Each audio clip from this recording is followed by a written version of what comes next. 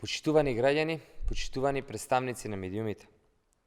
Силна поддршка доби земјата од нашиот најважен и најголем сојузник, Соединетите Американски држави. За време на посетата на председателот на СДСМ и премиер Димитар Ковачевски и средбите со високи државни функционери и представници на Соединетите Американски држави. САД биле и остануваат најважниот и најголем сојузник на нашата држава, кој го цени придонесот на Северна Македонија во зачувување на регионалниот, но и на глобалната безбедност и стабилност како членка на НАТО, но и како земја председавач со ОПСЕ.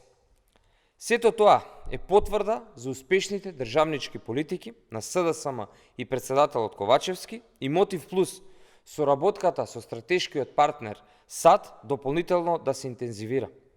Исклучително важна за нас е пораката дека САД силно ќе ја поддржат европската еднина на земјава, реформите и чекорите за полноправно членство во Европската унија. Оваа порака доаѓа во период кога успешно тече скрининг процесот, а потребни се чекори во Македонското собрание за продолжување на преговорите со Европската унија до полноправно членство. Веќе е формирана и експертска работна група за текстот на амандманите за потребните уставни измени како еден од чекорите.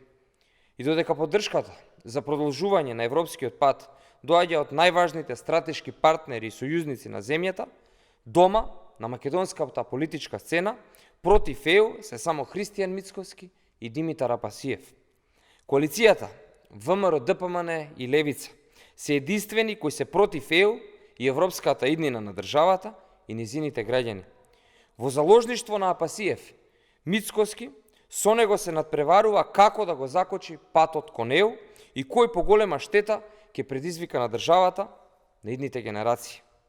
СДСМ, заедно со граѓаните, заедно со сите проевропски партии во земјата, тоа нема да го дозволи.